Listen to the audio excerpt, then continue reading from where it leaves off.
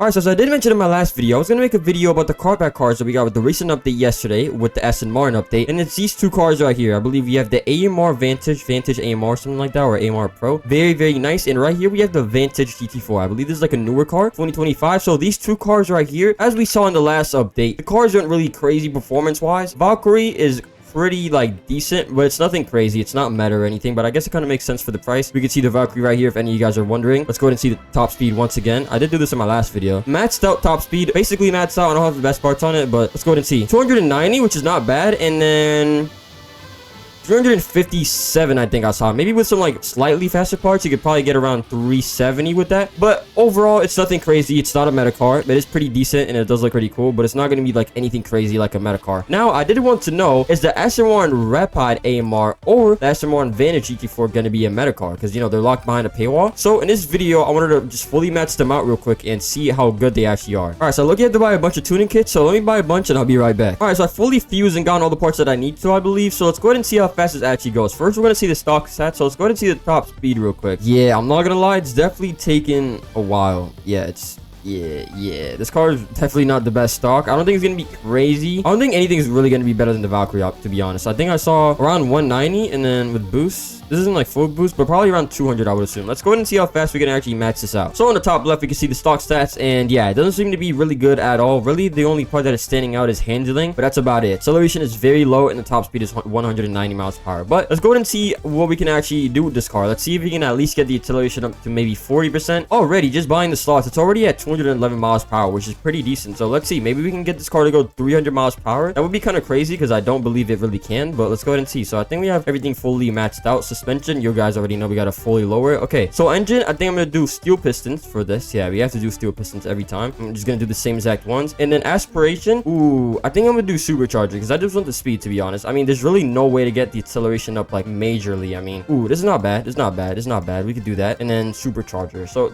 if I had like a whole supercharger build, I could probably go to like 270 miles per hour, but I don't really care about that. I do want to get the acceleration up a little bit. Then we're gonna do all gold calipers right here. There we go. We're done with that. And then now it's just nitrous. Do I have any dual systems? Oh, I do. Yeah, this is clutch. This is exactly what we need. Dual system is by far the best nitrous. And look how like much the actual nitrous is going up right now. Oh my god, that's actually crazy. Wait, I just realized I think I just skipped past tires. Yeah, I just skipped past tires. Yeah, we need this. So I think we're gonna do, yeah, we're gonna do stock tires, steering kit a little bit, which is basically the exact same, and then we're gonna go back to tires. Oh my god, tires are crazy. Now we're at 76% handling. Drivetrain, let me make sure it's all-wheel drive. There we go. Let's go ahead and see how fast it actually is now. Acceleration is definitely not going to be too different, but maybe it's going to be, I mean, obviously it's going to be a lot faster. Let's go ahead and see. Okay. Acceleration is a little bit better. Just very, very much slightly. What is this reflection? Do you guys see this? Is this a bug? What is this reflection right under here? Do you guys see that little like white square? Let's go ahead and see the max out top speed now, if I can even get to it. Oh crap, it's actually quick. 253, and then full nitrous, we're going uphill. Ooh, I feel like 280. I feel like we can definitely hit 280. I mean, I'm not going to get enough space here, but let me try one more time. I'm gonna let the nitrous charge up all the way. Let me, ooh, let's see.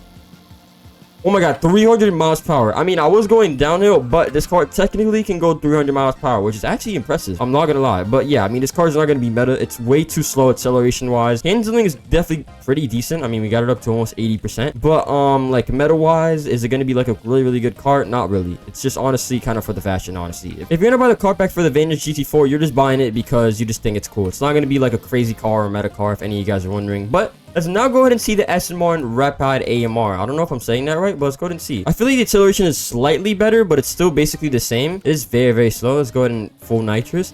Interior looks very, very nice. What the? Oh my god, I just hit that. All right, let's go ahead and see if this is faster than the Vantage GT4. Okay, so we're going 203 miles per hour. So I think this might be faster than the Vantage GT4, actually. And then fully maxed out 221. Okay, interesting. Let's go ahead and match this out now. All right, so starting out with engine, I'm not going to have the best parts now, low-key, because I low-key spent them all on my other car. Hold on, I might need to take some off real quick. All right, so now I believe we should be good. So let's go ahead and uninstall these real quick. And we're going to put steel pistons instead and a little bit of maybe flex plates, or I'm thinking actually a cylinder block. I'm not going to lie. Or yeah, cylinder block, sorry. Yeah, this is low-key clutch. I'm not going to lie. It's very, very very good. Exhaust manifold. Should I do that? Ooh, wait. It actually gets up the nitrous a lot, though. I might just do... Yeah, I'm gonna do exhaust manifold. There we go. So that's the build for this. Then we're gonna do mostly supercharger. I mean, I really can't do anything about the acceleration. I'm not gonna go for any acceleration because in reality, I could maybe get it up to 3%, but that's not gonna make much of a difference. There's really no point. And then you guys already know we're doing gold calipers. They really need to increase like how much calipers you get, bro, because the amount you get is very, very low. I just opened like 300 and I got maybe like 10 calipers. So yeah, that's low-key trash. We're gonna do the same exact thing, steering kit. Then we're gonna do stock tires once again. And then finally, I believe we have the nitrous, which we're just gonna do full dual system basically because this is clutch. This is actually very, very good. Here we go, dual system, and we only have one left. So I think for the last one, we're gonna have to do XL system. Should I do XL? Yeah, XL is definitely gonna be a lot better. XL or yeah, this is good. There we go. And that's basically the full build. Suspension is all the way lowered. I think I already have all-wheel drive. Okay, let's go ahead and see. I think it was 278 miles per hour I saw. All right, so I don't know why it's doing the same exact thing with this car. There's like a little reflection under here. I don't know what it's supposed to be. I guess that might be like a little bit of a bug, but it's not really that big of a deal. But let's go ahead and see. Okay, all right, so acceleration is very, very slow. It's taking forever to get to actually to the max speed. Let's go ahead and see. I'm about to go uphill, so it's gonna be a little bit hard, but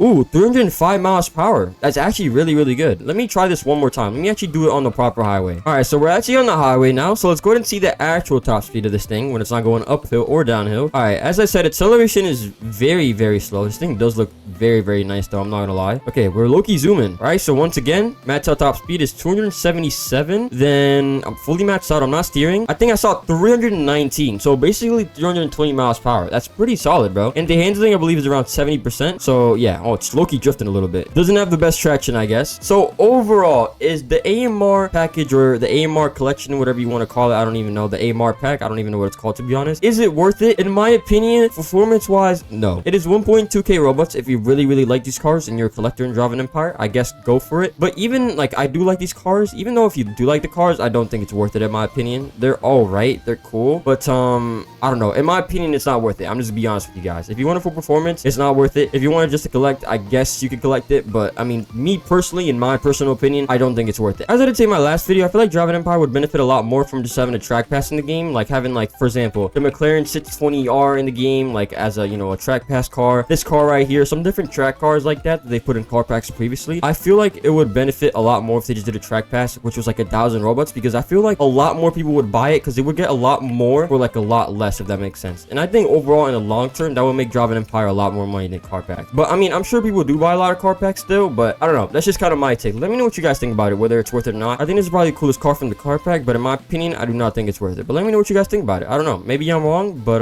yeah. But yeah, that's pretty much my take. Let me know what you guys think about it down below in the comments. And yeah, that's pretty much it for today's video. Have a good one, everybody, and bye.